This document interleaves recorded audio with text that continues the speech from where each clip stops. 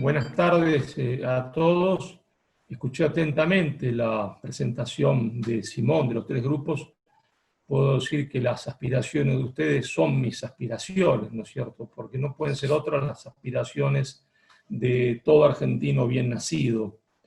El título de la charla, La situación internacional y el destino de la Argentina, me pareció muy apropiado porque nunca más cierto que el destino de la Argentina se juega en el hecho de que sepamos leer qué está pasando en el mundo, de que sepamos leer el tablero del ajedrez internacional, porque se triunfa con coraje, pero el coraje tiene que ir acompañado, ¿no es cierto?, de la inteligencia.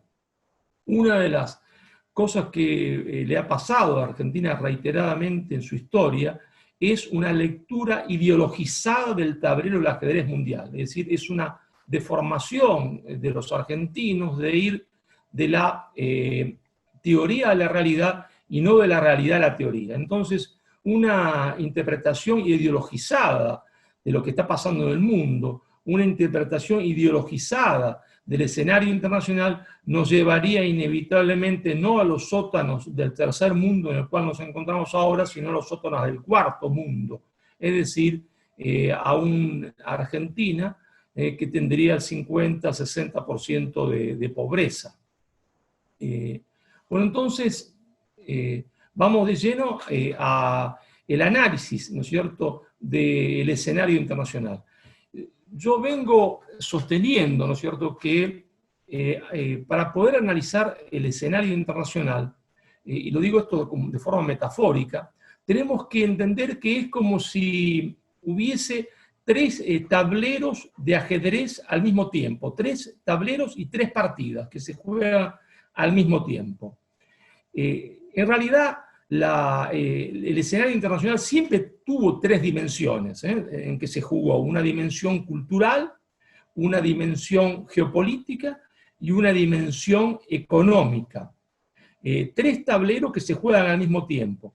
La novedad de nuestro tiempo, es que en el tablero de la cultura se juega con una intensidad y con una autonomía de los otros dos tableros como no se había jugado nunca. Entonces, hay que entender esto porque es fundamental, es decir, son tres tableros y tres partidas, lo que provoca un hecho inédito de que uno pueda tener, ¿no es cierto?, en el primer tablero tres amigos, y esos tres amigos o aliados sean al mismo tiempo tres enemigos o tres poderes en disputa con nosotros en otro tablero, y que en un segundo tablero uno no sea ni aliado ni enemigo, sino que juegue la neutralidad. Esto le resulta terriblemente difícil de comprender para la mayoría de los analistas, que entonces hacen un análisis simplista de la realidad y no saben ubicarse de acuerdo a cada circunstancia y a cada medida que van tomando los actores.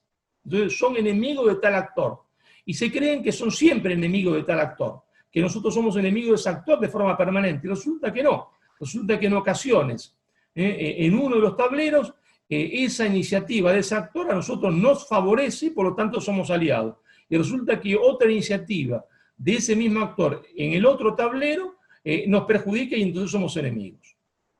El primer tablero, ¿no es cierto?, que es el tablero donde predomina la cultura, se produce una serie de contradicciones que son milenarias. Y son milenarias y son difíciles a veces de percibir, ¿no es cierto? La gente tiende a menospreciarlas en su importancia en el juego del ajedrez mundial, porque no entienden que, como decía Vasconcelos, ¿no es cierto?, en ese plano, en el plano de la cultura, los siglos son como días. Es decir, ¿qué es un siglo? Un día. Entonces, a nosotros nos resulta difícil, ¿no?, percibir esos fenómenos porque lo que pasa en ese tablero pasa en el muy largo plazo, Entonces, en ese tablero que es el mundo, el tablero de la cultura, de las contradicciones culturales, Evidentemente hay una contradicción cultural muy añeja, pero muy añeja, que es la contradicción, ¿no es cierto?, entre el mundo cristiano y el mundo musulmán, el mundo islámico, para decirlo y englobarlo de forma general. Esa contradicción puede tener momentos de mayor efervescencia, momentos de menor efervescencia, a veces una contradicción que existe. Y existe independientemente de mis gustos, ¿está? Que esa es otra de las cosas, o de mis ideas, que es otra cosa que a los argentinos les resulta difícil comprender. En las contradicciones existen independientemente si a mí me gustan o no me gustan, ellas existen, ¿eh? Y yo las asumo o no. Y los argentinos tienden a creer que porque a mí no me gusta tal contradicción no existe, ¿eh? Porque está en desacuerdo con las cosas que yo pienso. Y la realidad se impone sobre las cosas que uno piensa, porque primero está la realidad. La única verdad es la realidad. Y existe esa contradicción entre el mundo cristiano y el mundo musulmán. Existe una segunda contradicción, la contradicción entre el mundo hispano católico y el mundo anglo-calvinista, anglo-protestante calvinista, pero le ponemos el acento sobre lo calvinista. Y justamente del riñón donde nosotros nacemos, que es España, España, ¿qué fue en su historia? España fue en su historia un estar entre el Islam y el mundo, se entiende, anglo-protestante. Eso fue España, un estar en lucha entre el mundo musulmán y el mundo anglo-protestante. Recordemos que 1492, ¿no es cierto?, el año del descubrimiento de América, el 12 de octubre de 1492, pocos meses antes, Isabel y Fernando sellan la unidad española, ¿no es cierto?, derrotando al último bastión musulmán en la península, que era el Reino de Granada, ¿no es cierto?, 1492, enero de 1492. 700 años de ocupación islámica. Se da en España esa particularidad, ¿no es cierto?, única en la historia junto con Rusia. Por eso fueron dos países muy particulares en la historia de la humanidad, en donde la guerra religiosa era al mismo tiempo una guerra patriótica, y la guerra patriótica era una guerra religiosa. Es decir, cada centímetro que se ganaba para la fe era un centímetro para la patria, y cada centímetro para la patria era un centímetro para la fe. Por eso en Rusia hablan de la Santa Madre Rusia, como si la tierra fuese sagrada. Claro, era sagrada porque en la medida que se expulsaba al invasor islámico, se recuperaba un centímetro para la propia patria y la propia nación. Y no hay que olvidarse que esa es nuestra matriz. No hay que olvidarse que, como decía Goethe, los pueblos son su lengua. Los pueblos son su lengua. Para decirlo para los muchachos más jóvenes, la lengua, independientemente de lo que uno le guste pensar o la ideología que uno quiera ponerse en la cabeza, la lengua funciona como en los ordenadores, en las computadoras, como el sistema. El sistema está ahí. Y un sistema es incompatible con otro. Las lenguas crean un sistema, una forma de pensar.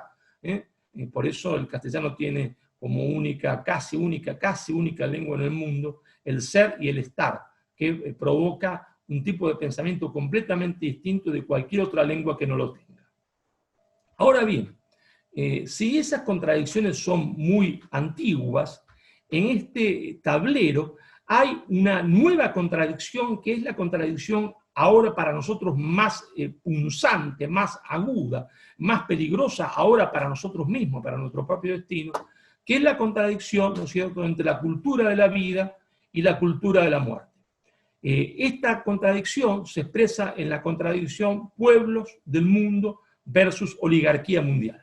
La oligarquía mundial existió siempre, ¿no es cierto?, pero ahora tiene un grado de autonomía que no la tuvo nunca en la historia. Esa oligarquía mundial, con un grado de autonomía que nunca tuvo en la historia, está en condiciones de imponer su poder, no solo a los estados pequeños e insignificantes como nosotros, ¿no es cierto?, o a los estados medianos como podría ser Brasil, sino incluso a los grandes estados como Rusia y los Estados Unidos mismos. Entonces, hay un nuevo actor en el escenario internacional, que es la oligarquía mundial, pero en el centro, en el nudo, ¿no es cierto?, en el núcleo duro de esa oligarquía mundial se encuentra la oligarquía financiera internacional. Entonces, tenemos un poco que explicar Y cualquiera me preguntaría, bueno, profesor, ¿qué es esta oligarquía mundial? ¿Cómo está conformada? Bueno, lo primero que tenemos que clarificar, que es lo que casi siempre se les oculta a los muchachos que estudian relaciones internacionales, hablándole de miles de teorías menos de la realidad, es que el 60% de la economía mundial está en posesión, en manos de 600 empresas multinacionales. Este es un estudio que la Universidad de Zúrich realiza casi todos los años para corroborarlo. Ya hace varios años que lo hace. Seguramente cuando salgamos de esta crisis de la pandemia, esto va a ser mucho peor, es decir, va a haber mucha más concentración del capital. Pero el 60% del producto del mundo, está de la producción mundial, está en manos de nada más que 600 compañías multinacionales. Esas compañías son las grandes compañías petroleras, las grandes compañías mineras, las grandes compañías que controlan, ¿no es cierto?, las cadenas de comunicación en el mundo, que forman sentido y retransmiten información. Y no hay que olvidarse, ¿no es cierto?, de dos importantes sectores de esta oligarquía mundial, aquellas compañías que controlan la producción de medicamentos y aquellas compañías que controlan, ¿no es cierto?, ¿no?, la distribución, ¿no es cierto?, mundial de los granos y cereales, de los alimentos. Dos cosas fundamentales para el hombre: los remedios y la comida. Los remedios, la comida y la energía y la información. Remedio, comida, energía e información. Ahora, el dato más curioso que da la Universidad de Zúrich es que si estas 600 compañías controlan el 60% del Producto Bruto Mundial, ¿no es cierto?, el dato más curioso es que de esas 600 compañías, 200 compañías, son compañías, podemos llamarlas financieras, sean formales o informales. Es decir, que esas 600 están a su vez controladas por 200 compañías, que podemos denominar el capital financiero internacional, y que yo me permito denominar en términos aristotélicos oligarquía financiera internacional. Entonces, de esas 600 compañías, 200 compañías están ligadas al tema financiero. Y para evitar cualquier tipo de fantasmas, dentro de esa oligarquía mundial también se encuentra, ¿no es cierto?, lo que yo denomino la petrooligarquía islámica saudita. La petrooligarquía islámica saudita. Ahora bien, en este tablero se da esta dialéctica pueblo-oligarquía mundial, y entonces en este tablero, en esta oligarquía financiera mundial, que, como repito, no es que exista desde ahora, sino que ha existido siempre, pero con un grado de autonomía ahora que antes no tuvo nunca. Ha existido desde mucho tiempo. El Papa la había denominado en su encíclica 40º Anno el imperialismo internacional del dinero, y Kautsky, desde un ángulo ideológico completamente distinto, la había denominado el ultraimperialismo. Entonces la gran pregunta, ¿no es cierto?, es no solo cómo está conformada esta oligarquía, sino ¿qué es lo que quiere esta oligarquía? ¿No es cierto? ¿Qué es lo que quiere? Bueno, hay que ser muy claro. Lo que quiere es lo que ha querido siempre, es decir, lo que quiere es la acumulación incesante del capital. La acumulación incesante del capital, que no existe ninguna traba a la acumulación incesante del capital. Y para que no haya ninguna traba en la acumulación incesante y voraz del capital, ¿no es cierto?, tiene que instaurar para eso la idea, ¿no es cierto?, la idea de el zorro libre en el gallinero libre, que es la idea clásica, ¿no es cierto?, clásica, desarrollada por el liberalismo económico, la idea del zorro libre en el gallinero libre. Para que no haya ningún estorbo a la acumulación del capital por parte de las instituciones del Estado. El zorro libre en el gallinero libre. Es el individuo, ¿no es cierto?, el individuo frente al poder mundial. Pero claro, había otras trabas para el zorro libre en el gallinero libre, Y entonces intentan instaurar otra idea, ¿no es cierto? La idea, ¿no es cierto?, de que metafóricamente el gallo siempre ha explotado a la gallina, el gallo siempre ha explotado a la gallina, que la gallina hace desde el comienzo de la humanidad que está explotada por el gallo, y esto es evidente. Empiezan a predicar, ¿no es cierto?, que la gallina, por el solo hecho de su deseo, puede convertirse en halcón, y el gallo, por el solo deseo, puede convertirse en paloma. Es decir, lo que se trata, ¿no es cierto?, en el fondo, es de licuar las identidades, de fragmentar el concepto de pueblo, de fragmentar el concepto de pueblo, poniendo en el seno del concepto de pueblo contra imposible la reconstrucción, la construcción o la existencia misma del concepto de pueblo. Porque entonces, una vez sacado el Estado de lado, ¿está?, con la idea del zorro libre en el gallinero libre, con la idea de que en el gallinero cualquiera puede hacer lo que quiera dependiendo de su deseo, dependiendo de su deseo, como si el deseo pudiese determinar la sustancia, lo que las cosas son, en términos aristotélicos. Entonces se fragmenta, ¿no es cierto?, el concepto de pueblo. Se fragmenta el concepto de pueblo introduciendo contradicciones que hacen que todos se peleen por micros problemas, ¿está?, sin concebir la posibilidad de la unidad para enfrentar al único enemigo común. Y entonces queda, se entiende, lo que siempre había deseado Karl Popper, la sociedad libre, es decir, el individuo solo, solo. ¿Cómo se produjo esto? Bueno, y cómo uno puede, ¿no es cierto?, objetivizarlo, cómo uno puede afirmar con total objetividad que la oligarquía financiera mundial persigue estos objetivos. ¿Y cuál es entonces el criterio de verdad dentro de este tablero para poder guiarnos políticamente? Porque uno se tiene que guiar, tiene que tener un mapa político. ¿Cuál es el criterio de verdad? Bueno, el criterio de verdad es que lo que es bueno para la oligarquía mundial no puede ser bueno para los pueblos. Es un criterio de verdad inamovible, ¿tá? Es un criterio de verdad innegociable. Lo que es bueno para la oligarquía mundial no puede ser bueno para los pueblos. Lo que desea la oligarquía mundial no puede ser bueno para los pueblos. Ahora bien, ¿cómo nosotros sabemos qué es lo que quiere la oligarquía mundial? ¿Y con qué grado de certeza? Lo sabemos con una certeza absoluta, porque donde se pone la plata, se entiende, el objetivo político.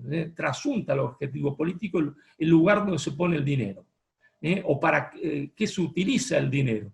Y nosotros hemos visto, ¿no es cierto?, a partir de la caída del muro de Berlín, que es el momento en que la oligarquía mundial empieza a tomar autonomía, ¿tá? Siempre había actuado aliada de estados. Había actuado aliado de Inglaterra primero, a partir de la caída de Napoleón, y a partir de 1911, incluso antes de la Primera Guerra Mundial, cuando observa que el imperialismo inglés es un imperialismo en descenso, y el imperialismo norteamericano un imperialismo en ascenso, en alianza con Estados Unidos durante el gobierno de Wilson. Y la creación de la Reserva Federal fue el símbolo de esta alianza. Sin embargo, a partir de la caída del muro de Berlín empieza a adquirir cierta autonomía que se la da la revolución científico-tecnológica. La revolución científico-tecnológica le da a la oligarquía mundial una capacidad de actuar que no tenía antes. ¿Por qué? Porque por un lado le permite hacer golpes de mercado, cosa que antes no podía hacer de forma casi instantánea en cualquier lugar del mundo. Capaz de poner de rodillas a cualquier gobierno del mundo con golpes de mercado, de forma instantánea.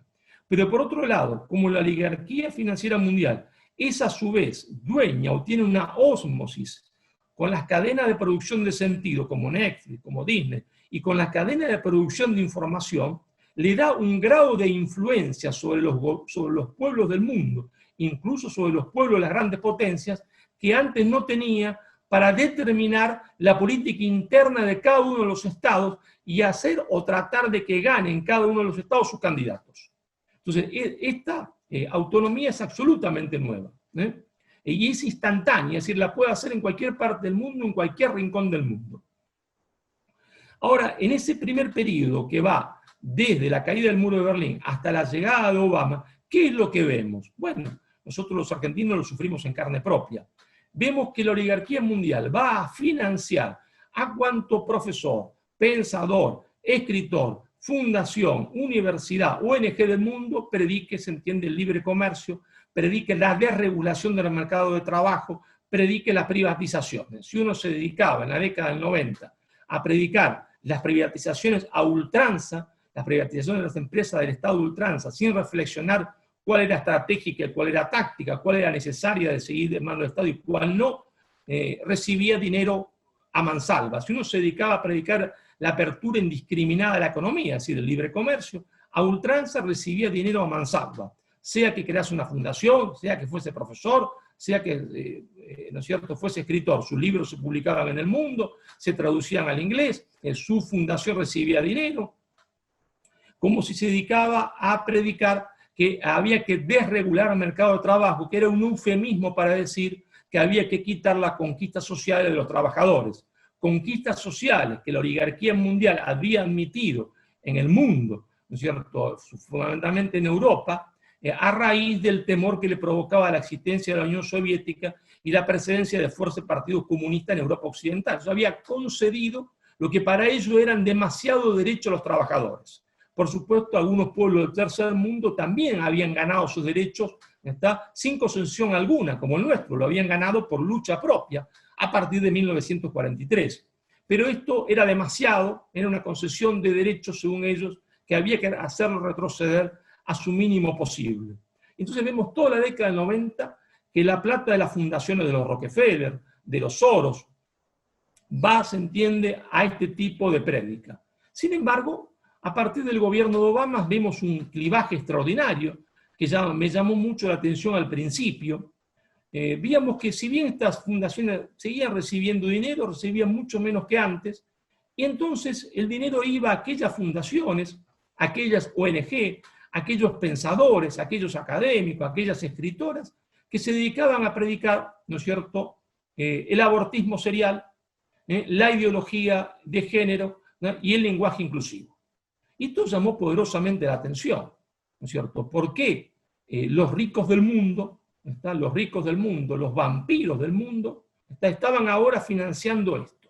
Estaban financiando aquellos que algunos han dado a denominar, ¿no es cierto?, el marxismo cultural, pero que también podríamos llamarle de otra forma la apoteosis del liberalismo individualista, que ha destruido, ¿no es cierto?, el concepto de nación, que ha destruido el concepto de clase y que ahora intenta destruir la última identidad. Si la identidad era la nación, si la identidad era la clase, la única identidad que le queda al hombre se entiende la identidad familiar. Y después de la identidad familiar, la identidad se entiende como ser humano y en su identidad sexual.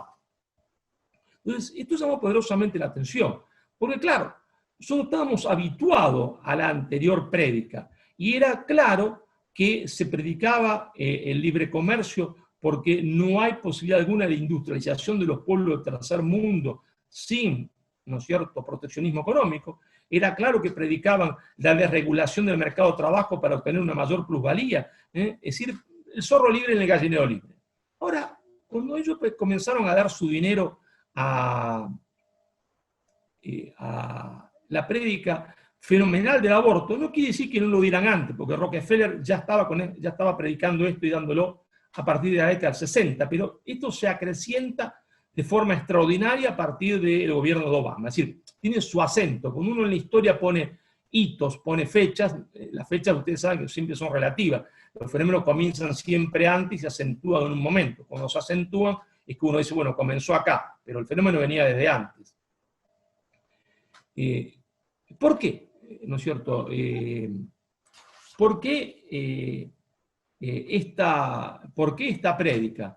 Bueno, es una cosa ahora comprensible y ahora fácil de explicar. Después de mucho tiempo nos llevó entender el porqué. El porqué es muy sencillo, ¿no es cierto? Cuando uno instaura la ideología de género y el lenguaje llamado inclusivo, ¿se entiende? La deformación absoluta del idioma, no es nada más que un instrumento de una ideología de género, que es ideología, no es, entiende, una cuestión científica, no es una cuestión objetiva, es una ideología, es decir, es la puesta en acción de una idea para conseguir un objetivo político.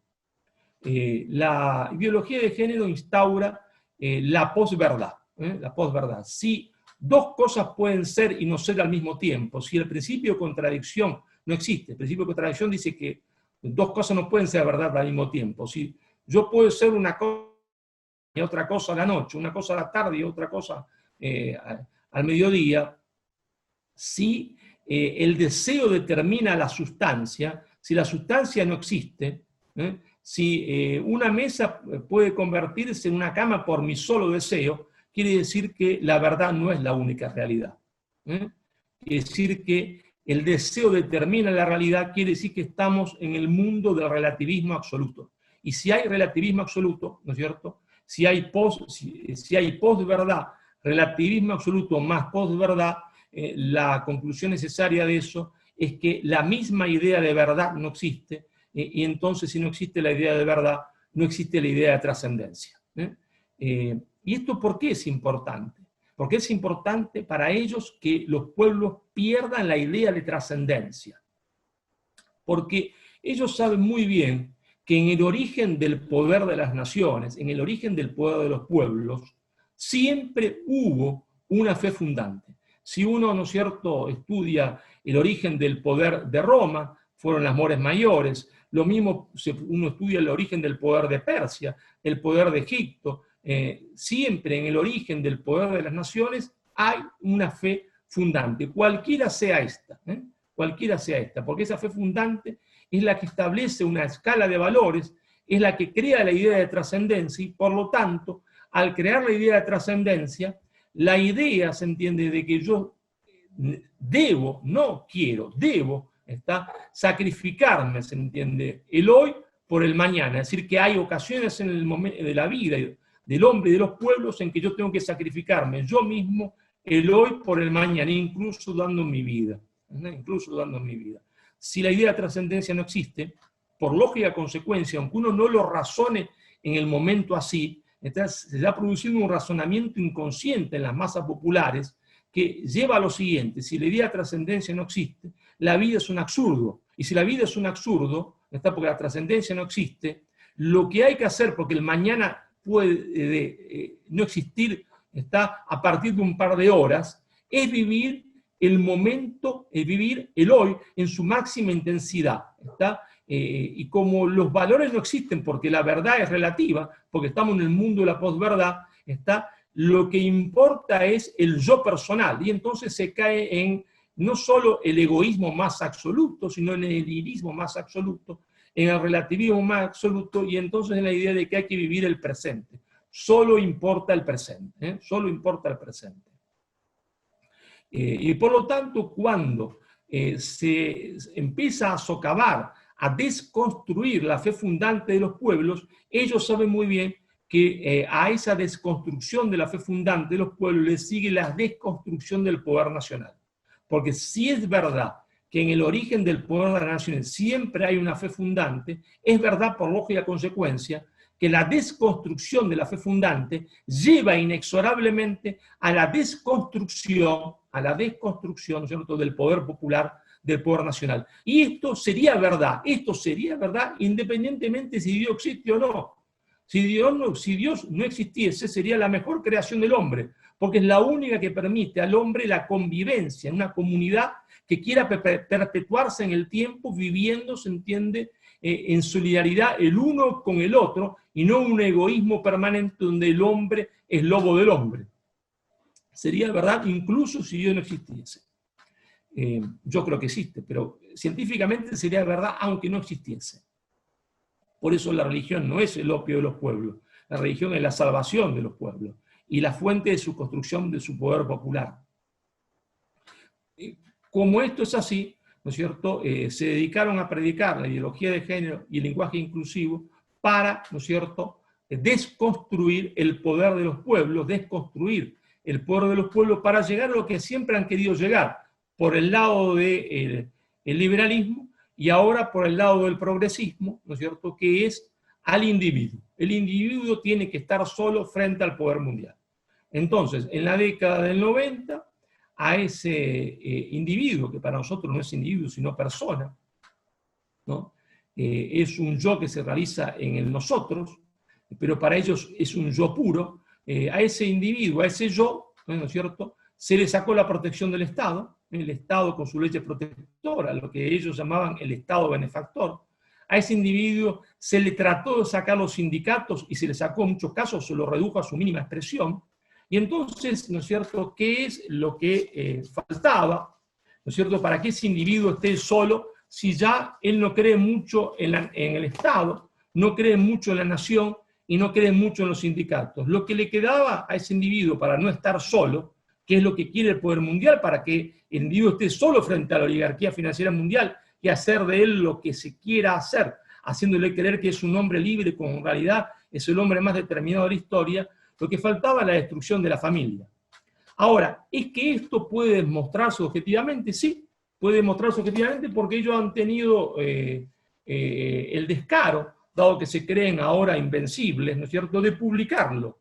Y uno puede encontrar, ¿no es cierto?, en la página de opendemocracy.net del día 24 de marzo del 2020, un artículo escrito por Sophie Lewis,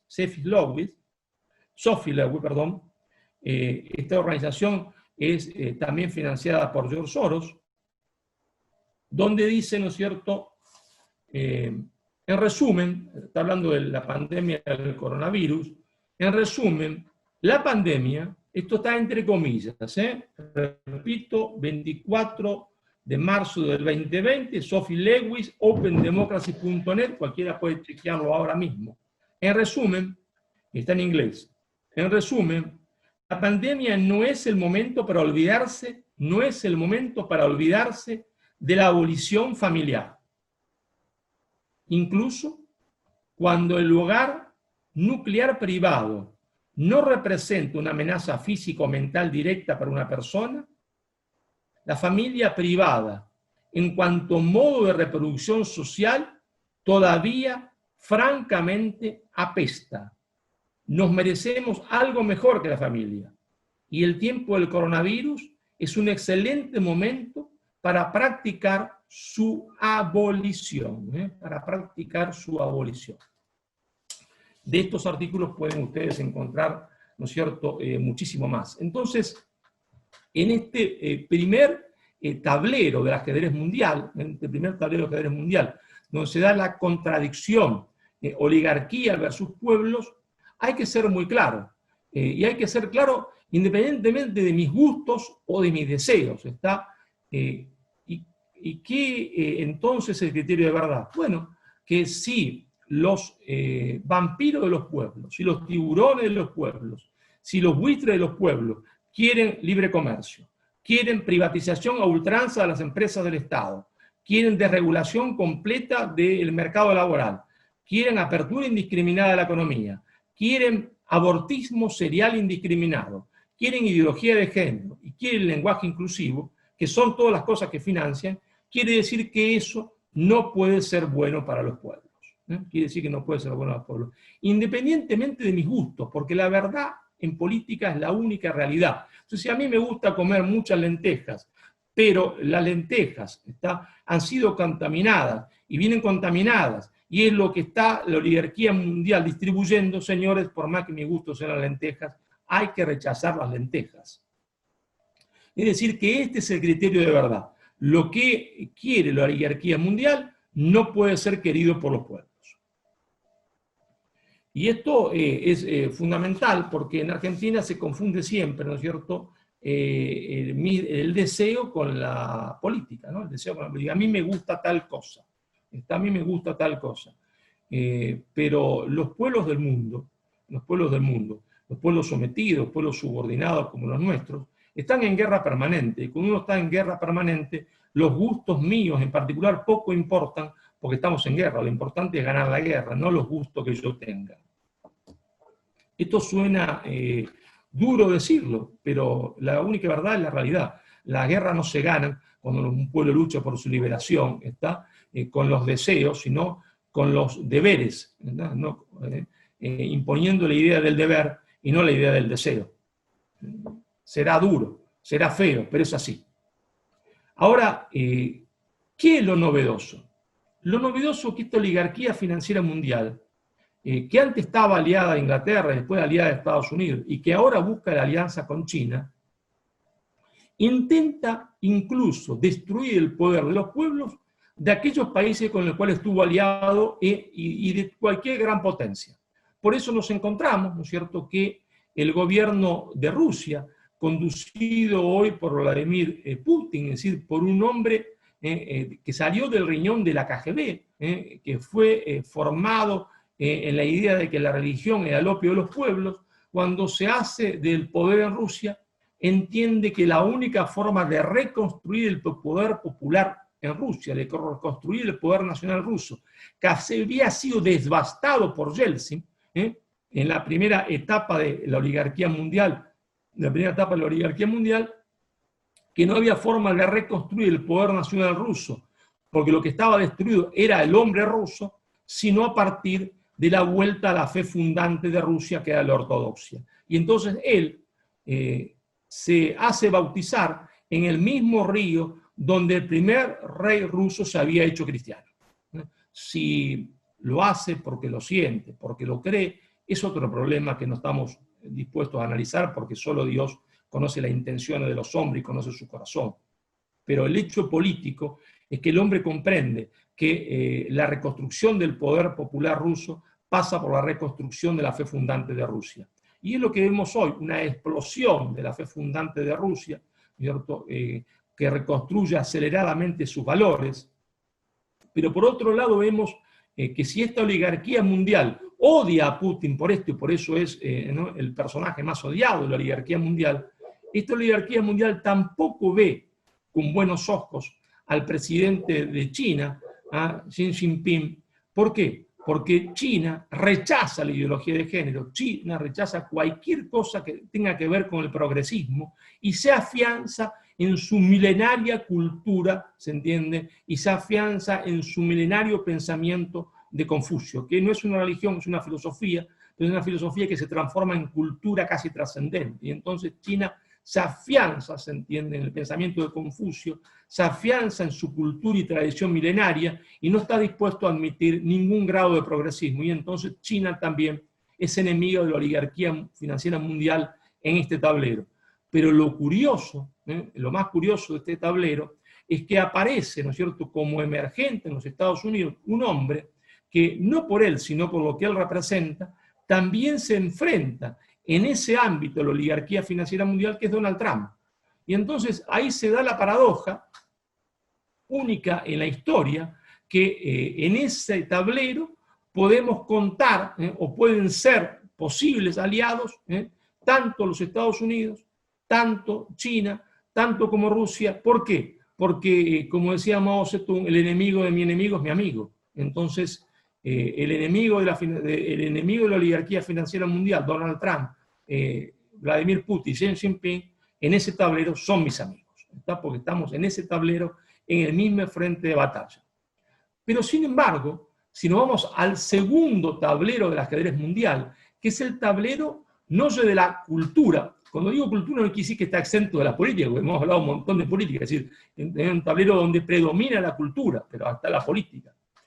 Si vamos al segundo tablero, que es el tablero de la geopolítica, ¿qué es lo que vemos en ese tablero de la geopolítica?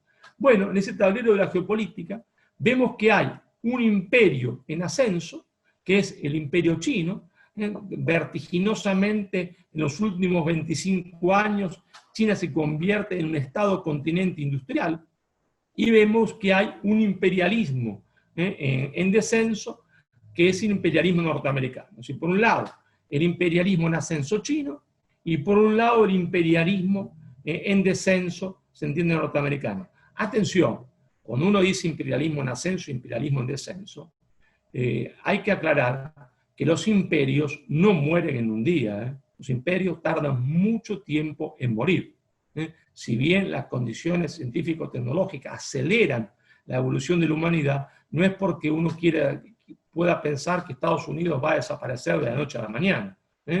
Eso no es así.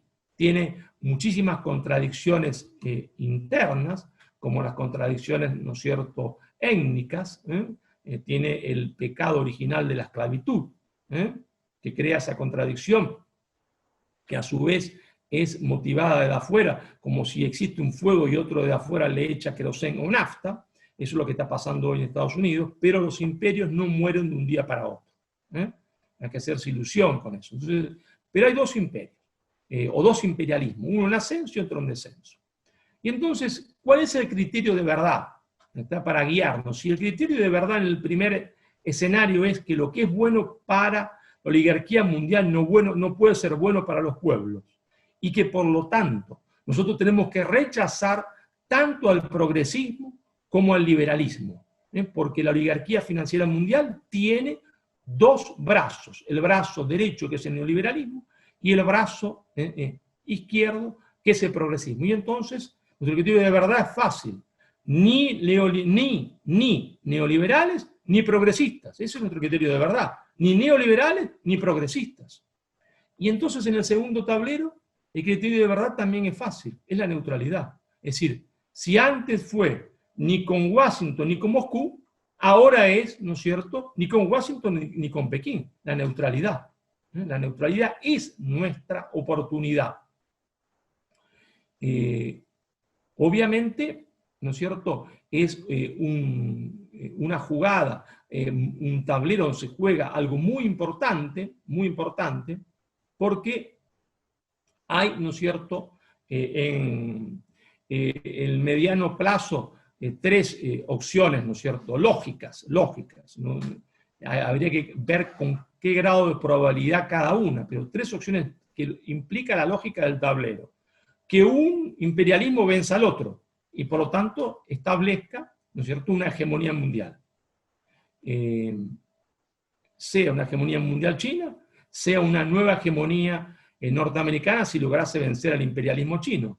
O sea, la otra posibilidad, que porque ninguno de los dos pueda vencerse en el mediano plazo, ¿está?, y esto provoca, y ellos no entiendan, un desgaste extraordinario, lleguen a un acuerdo para establecer una cohegemonía. ¿Está? Viendo que no pueden derrotarse mutuamente, ¿está?, establecer una cohegemonía, es decir, establecer un nuevo Yalta, una nueva división del mundo, como aconteció, ¿no es cierto?, en la famosa reunión entre Stalin, ¿no es cierto?, Churchill y Roosevelt, ¿no es cierto?, donde dijeron: bueno, señores, acá hay una línea, esto para mí, esto para vos.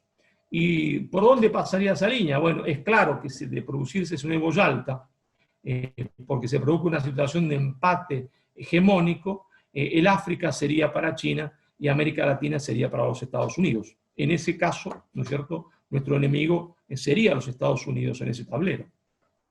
Ahora, mientras que esto no se produzca, y no se va a producir en el mediano plazo, porque en el mediano plazo están enfrentados, se abre lo que yo denomino una ventana de oportunidad. Una ventana de oportunidad. ¿Ya? Vamos a volver sobre esto, una ventana de oportunidad. Ahora bien, nos queda, ¿no es cierto?, ustedes dirán, el tercer tablero. Bueno, el tercer tablero es el tablero donde hay una preeminencia de lo económico. En el primero hay una preeminencia de la cultura, en el segundo hay una preeminencia de la geopolítica, y en el tercero una preeminencia de la economía. En el primer tablero, ¿no es cierto?, es la dialéctica de clases a nivel mundial. En el segundo tablero, la dialéctica de imperios o imperialismo.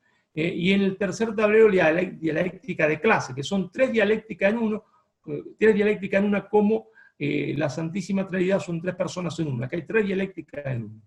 En este tercer tablero se da la contradicción metrópoli-colonia, la vieja contradicción metrópoli-colonia. ¿Cuál es, no es cierto, o cuál era la relación típica entre la metrópoli y la colonia? Cuando decimos colonia, también decimos semicolonia, es decir, aquellos países que tienen bandera, ¿no es cierto?, eligen gobierno, tienen himno y ejército para desfile, pero en realidad son una colonia. ¿Cuál es la relación típica metrópoli-colonia? Es sencilla, que la relación típica era que la colonia o semicolonia le vende a la metrópoli, ¿no es cierto?, productos primarios, sea algodón, sea trigo, sea vaca, sea café, sea cacao, sea petróleo, sea oro, sea estaño, y compra de la metrópoli los productos elaborados. Esa es la relación típica, es la relación que creó Inglaterra, ¿no es cierto?, cuando se hace dueña del mundo y establece, se entiende, el centro y la periferia. El centro y la periferia. Es ahí donde se produce lo que había estudiado Prebisch, ¿no es cierto?, la relación de los términos de intercambio, etcétera, etcétera, etcétera. Ahora, claro, los tiempos van cambiando y esa división internacional del trabajo va teniendo nuevas formas y nuevos actores. Nuevos actores, ¿por qué? Porque evidentemente si en 1800, en 1900, la metrópoli, que era la fábrica del mundo, era Inglaterra, ahora ese rol está intentando ser cumplido por China, es decir, como nueva metrópoli del mundo y producción, y siendo la gran matriz de la producción industrial del mundo, ¿cierto? La gran producción industrial del mundo. La fábrica del mundo, como fue Inglaterra. Hay unos pequeños matices, ¿no es cierto?, unos pequeños matices, porque esa nueva división internacional del trabajo también incluye el traslado de cierta industria basura, industria contaminante, a países del tercer mundo. Por eso México recibe industria. ¿Qué industria recibe México? La industria basura contaminante o la industria que no tiene ningún elemento tecnológico. Se dedican a ensamblar cosas para mano de obra barata y volverla al mercado norteamericano. Me desorientó el libro, creí que se había cortado la comunicación. Entonces, vamos, ¿no es cierto?, ahora, viendo ya los tres tableros, ¿no es cierto?, los tres tableros, bajar, ¿no es cierto?, al caso de la Argentina, ¿no es cierto? Comenzamos diciendo esta charla que el destino de la Argentina se juega en su capacidad de dar una lectura realista del escenario internacional y no una lectura ideologizada del escenario, y entonces eso implica que si la Argentina hace una lectura realista del escenario internacional para la reconstrucción de su poder nacional, que implica la reconstrucción del hombre argentino, porque el que más está dañado es el hombre argentino, una reconstrucción de su soberanía cultural, la Argentina tiene que rechazar tanto sea al neoliberalismo como al progresismo, porque son las dos nuevas ideologías de subordinación, de la oligarquía financiera mundial. ¿Y qué es lo que ha pasado en Argentina? La paradoja de la Argentina, que no es un dato menor, porque la Argentina, siendo insignificante numéricamente, poblacionalmente, no lo había sido así desde el punto de vista político por su gran producción intelectual y política dentro de Hispanoamérica, que había dado como resultado el movimiento nacional de liberación más importante de la historia de toda la América española, de toda Hispanoamérica, se da la gran paradoja histórica, que ese movimiento nacional de liberación en la década del 90 adopta, está rechazando sus principios como ideología al neoliberalismo. Y entonces se transforma de un movimiento nacional de liberación en un partido de administración de la dependencia. La gran paradoja es que, a pesar de que esta política lleva a la más completa crisis del país, ese movimiento, cuando vuelve al poder, en el 2000, hace el mismo error que había cometido en la década del 90. Vuelve ahora a tomar como ideología la ideología pregonada por la oligarquía financiera mundial. Es decir, vuelve a tomar no ahora el neoliberalismo, sino la ideología ahora en boga, ¿no es cierto?, de la oligarquía financiera mundial, que es el progresismo. Y a tomar el progresismo, porque el neoliberalismo destruye las bases materiales de la nación, y el progresismo destruye las bases espirituales de la nación al destruir la fe fundante, se quiera o no se quiera esto, con intencionalidad los actores que lo toman, porque muchas veces ni saben qué es lo que están haciendo, cuando adoptan una ideología que no es la propia, porque la importan desde los centros del poder mundial, entonces el movimiento vuelve a transformarse de un movimiento nacional de liberación en un partido de administración de la dependencia. Ahora bien, como esa partida en ese tablero está en marcha, y no está definida, nosotros todavía, la Argentina todavía tiene tiempo, ¿no es cierto? Tiene tiempo, porque esa partida no está definida, no han derrotado, se entiende, a Putin, no han derrotado a Trump, aunque pueden derrotarlo, y no han derrotado a China, ni hace pensar ningún dato objetivo que China pueda ser derrotada. Entonces, hay todavía tiempo para rechazar las dos ideologías, reconstruir el hombre y reconstruir el movimiento nacional. Ahora bien, en el segundo tablero también tenemos tiempo.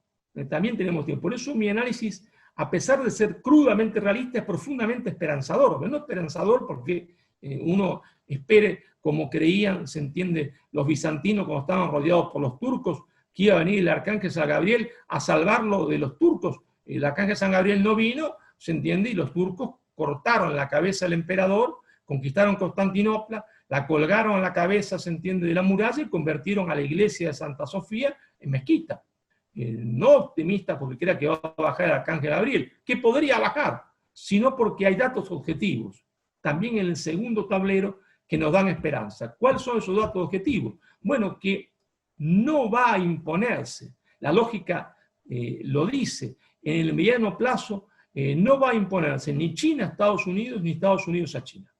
Lo más probable es que surja un nuevo Yalta, pero ese Yalta se va a pactar, si bien en la mente de ambos contrincantes ya está la idea de que puedan pactar, no se va a pactar ahora, se va a pactar cuando ambos estén cansados del enfrentamiento, y entonces eso nos da un margen de maniobra no mayor de 25, no menor de 15, no mayor de 25, para realizar lo que yo denomino, se entiende, nuestra propia insubordinación fundante. Es decir, la reconstrucción no ya de nuestro poder cultural, sino de nuestro poder político-económico. Nuestro poder político-económico.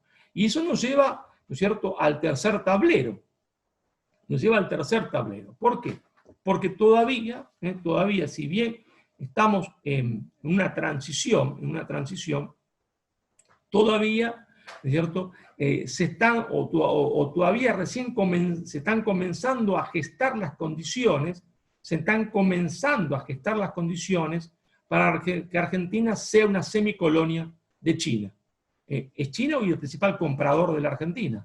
Es China quien está depredando el mar argentino, entre otros. También están los españoles, también están los rusos, depredando el mar argentino con sus gigantescos pesqueros, pesca que nos corresponde a nosotros, que es nuestra propia riqueza, y que ellos no pagan nada. Y a tal punto que cuando cualquier presidente le dice o quiere hacer algo, el embajador le dice, mire que está equivocado, porque nosotros no le compramos más soja y usted se muere. Pero sin embargo, aún siendo nuestro principal comprador, China todavía no es el dueño de la infraestructura en Argentina. Está comenzando a comprar la infraestructura en Argentina. ¿Qué quiere decir esto? Comenzando a comprar los puertos, por ejemplo, y queriendo comprar los ferrocarriles, ¿no? Y toda otra infraestructura, como queriendo comprar las compañías mineras en los Andes. Entonces, todavía estamos en una etapa de transición. ¿Transición en qué? ¿Es que estas compañías son norteamericanas? No. Estas compañías son fundamentalmente británicas. Los británicos son los dueños, disfrazados con compañías con otro nombre, canadiense, sudafricana, en el caso de las compañías mineras australianas, en realidad británicas, son dueñas de la cordillera de los Andes y de los puertos, a partir, se entiende, de los acuerdos de Madrid, cuando se desarrollaba, por un lado, los acuerdos formales que llevaba a cabo la diplomacia argentina para el restablecimiento de relaciones diplomáticas, pero por otro lado, en la misma ciudad y a la misma hora se reunía Eduardo Menem con los políticos, con la dirigencia inglesa, para pactar lo que los ingleses le pedían, que era una nueva ley de minería, un código de minería, la reforma de la Constitución, ¿no es cierto?, que posibilitara que el trofeo de guerra británico por su victoria en Malvinas fuese la cordillera de los Andes, donde nosotros estamos prácticamente siendo expoliado. Es decir, nosotros no sabemos, porque todavía no apareció ningún Scalabrini Ortiz,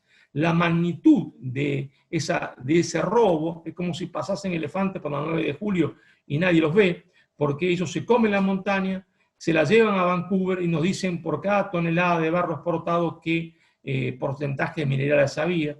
Es decir, el lobo, ¿no es cierto?, dice cuántas ovejas se comió.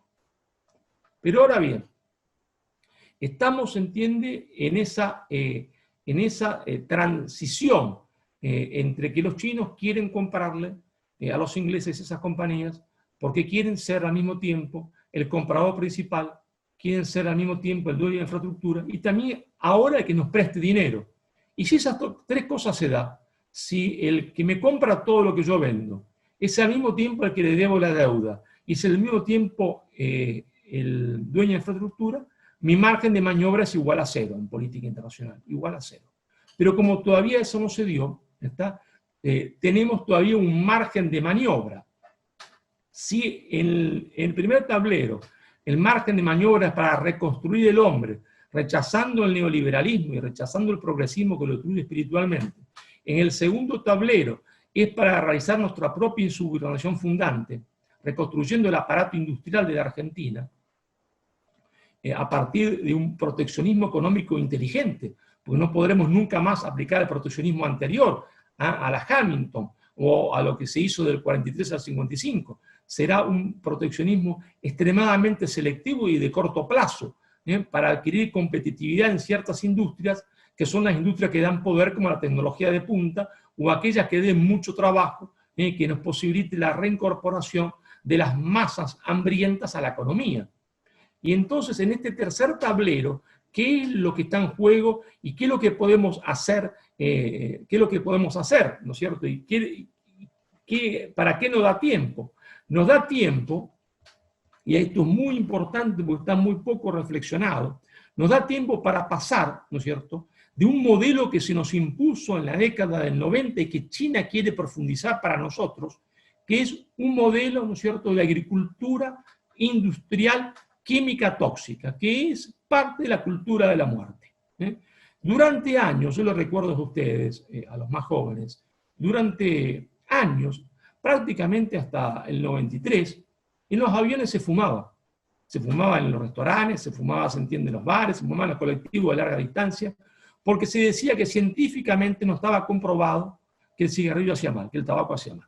Claro, no estaba comprobado porque el lobby tabacalero había dado enorme cantidad de dinero a todos, entiende, los hombres ligados a la Organización Mundial de la Salud y a montones de científicos del mundo para que dijesen esto. ¿Y por qué daba este dinero? Porque quería ganar tiempo para reciclarse, porque las compañías tabacaleras se estaban reciclando, pasando de la producción de tabaco, porque sabían que en algún momento la verdad no iba a poder ser más ocultada, estaban pasando a comprar grandes empresas de alimentación.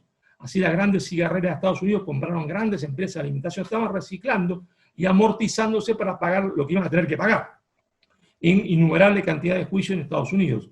Esto mismo pasa ahora para poner un nombre con el glifosato, es decir, con los químicos que se usan en la pampa húmeda y que están envenenando la pampa húmeda, ¿tá? Pero no están envenenando solo los suelos, que al cabo de qué cantidad de años tendrán un grado de saturación, se calcula que 25 o 35 años, y no servirán más para nada, sino que están envenenando a nuestros propios hombres de campo, es decir, están envenenando al propio chacarero en Santa Fe, en el norte de la provincia de Buenos Aires, a sus hijos, a sus nietos. Por eso los pueblos de la provincia de Santa Fe, de Buenos Aires, del sur de Córdoba, tienen el índice más alto del mundo de cáncer, tienen una pandemia. La pandemia real de Argentina se llama cáncer, que está matando a nuestros chacareros, a sus mujeres y a sus hijos. Sin embargo, le dicen que no está científicamente eso comprobado. Está muy comprobado. Son los mismos lobbies que antes hicieron una cosa y que la vuelven a hacer ahora. China quiere que profundicemos ese modelo, que pasemos de una agricultura industrial tóxica, contaminante de la muerte, ahora a una agricultura industrial, a la producción masiva de cerdos que requiere la agricultura industrial, porque si no, no hay forma de alimentar semejante cantidad de cerdos. Y entonces dirán, pero profesor, ¿Y el otro modelo cuál sería? Bueno, el otro modelo sería el modelo de una agricultura, llamémosle, por ponerle algún nombre, natural, sustentable, y tenemos tiempo. ¿Tiempo para qué? Para hacer una transición de una a otra. Una transición de una a otra, porque acá hay que ser muy realista. Si alguien me pregunta, profesor, pero ¿en cuál de los dos modelos se obtiene más dinero? Se tiene más divisas. Y las divisas no son necesarias para poder realizar nuestra propia insubordinación fundante y nuestra propia reindustrialización, que es la que nos permite el segundo tablero. Sin ningún lugar a duda, la respuesta es que mayor cantidad de divisas en el corto plazo la obtenemos en la agricultura industrial, química, tóxica, que es la agricultura de la muerte. Pero sin embargo, debemos ser muy claros, en el mediano y en el largo plazo, la mayor cantidad de divisas la vamos a obtener en la otra tipo de agricultura, porque es la agricultura del futuro. Si uno va hoy a Europa, se entiende que hay distintos tipos de huevos con distintos colores, y que dice huevos, supongamos, pongo arbitrariamente, digo una cifra, huevos 2 pesetas, huevo 5 pesetas y huevo 10 pesetas. Pesetas. Fíjese qué viejo que estoy, que hablo de pesetas como viví en España y no de euros, ¿no? Porque yo cuando vivía allá había todavía pesetas, mi Dios, qué viejo que estoy. Bueno, 1 euro, 2 euros, 10 euros, perdonen este lapsus de un hombre que ya aparentemente se está volviendo muy viejo, hablo de pesetas, mi Dios. Bueno, euros. ¿Y por qué la diferencia entre uno y otro? ¿Por qué uno vale 10 veces más que lo otro? Porque son de gallinas que caminan, está escrito abajo, de gallinas que caminan. Entonces, ¿qué es lo que conviene más? ¿Producir en serie animales, huevos o granos como si fuese una fábrica, o producir naturalmente? No va a convenir mucho más producir naturalmente, porque va a valer no 10 veces más, sino 20 veces más, 30 veces más, ¿está? Porque nadie en el mundo va a querer enfermarse de cáncer. Y ya está en la Corte Suprema de California el fallo que establece que estos mismos agroquímicos que usamos ahora acá, que se disfrazan con distintos nombres, provocan un daño en la salud irreversible. Falta simplemente el fallo de la Corte Suprema de Justicia en Estados Unidos. Ya lo hizo el de California, que sería como un fallo, digamos, de la provincia de Buenos Aires, para hacer un equivalente a la provincia de Mendoza. Cuando esto acontezca, las clases medias altas y ricas del mundo no van a querer comer más los alimentos que nosotros producimos, van a querer comer alimentos saludables. Y esa es nuestra gran oportunidad histórica, pasar de un modelo de producción agrícola, industrial, que nos está envenenando a nuestros propios hombres de campo, que no saben ellos que se están envenenando, creyendo hacer dinero. Lo que están haciendo en realidad es provocando su propia muerte.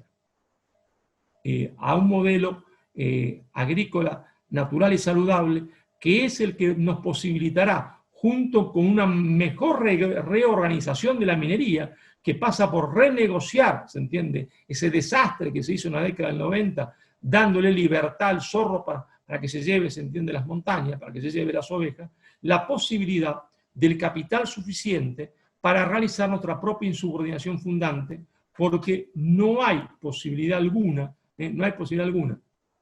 de una Argentina que abarque a todos los argentinos, que dé trabajo a todos los argentinos, si no es una Argentina industrial, industrial moderna, pero no hay ninguna posibilidad de tener autonomía, y sin autonomía no hay justicia social, sin industria tecnológica, es decir, porque la industria tecnológica es lo que da poder en el mundo, y las naciones no son iguales unas a otras en el mundo, porque unas tienen más poder que otras, y las que tienen poder le imponen el poder a que no las tienen, y eso incluye el poder cultural.